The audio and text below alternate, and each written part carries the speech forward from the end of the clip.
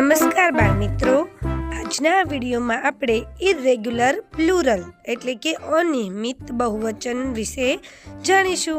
મોટા ભાગે અંગ્રેજીમાં એસ કે ઈએસ લગાડવાથી બહુવચન થઈ જાય છે।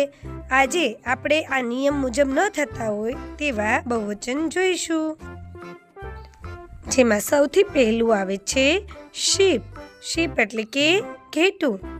ઘેટાનું બહુવચન ઘણા બધા ઘેટા હોય તોય તેમને શીપ જ કહેવાશે।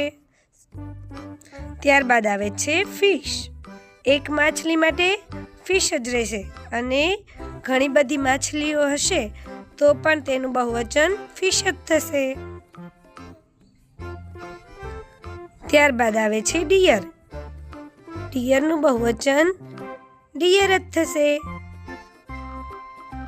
આપણે ઘણા બધા હરણ હશે તો પણ તેને બહુવચનમાં ડિયર જ લખીશું। ત્યારબાદ આવે છે માઉસ। માઉસ એટલે કે ઉંદર। ઘણા બધા ઉંદર હશે તો તેનું બહુવચન માઇસ થઈ જશે। ત્યારબાદ આવે છે ચાઇલ્ડ।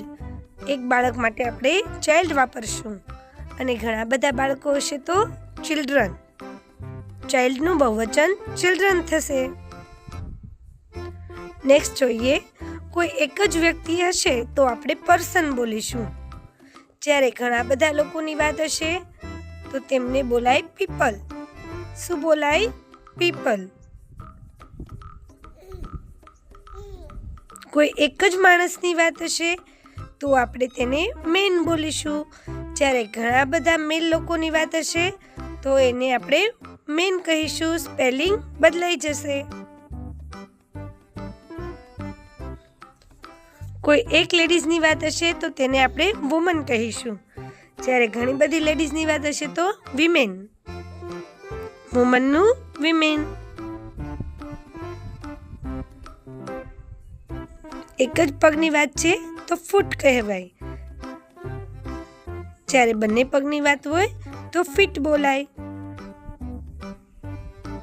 ઓક્ટોપસ।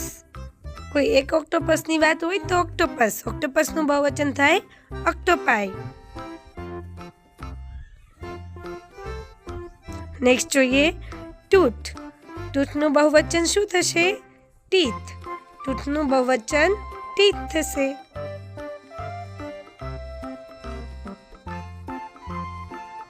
ત્યારબાદ નેક્સ્ટ જોઈએ ઓક્સ। ઓક્સનું બહુવચન થશે ઓક્સન। ઓક્સનું બહુવચન થશે ઓક્સન।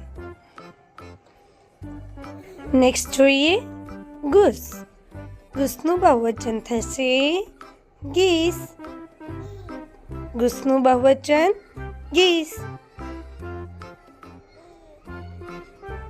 નેક્સ્ટ જોઈએ કેક્ટસ।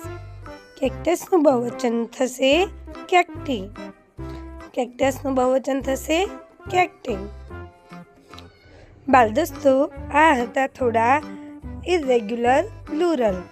હું આશા રાખું છું કે તમને આ વિડીયો પસંદ આવ્યો હશે। જો વિડીયો પસંદ આવે તો લાઈક, શેર અને સબસ્ક્રાઈબ કરવાનું ભૂલતા નહીં। આવજો મારા ભૂલકાઓ।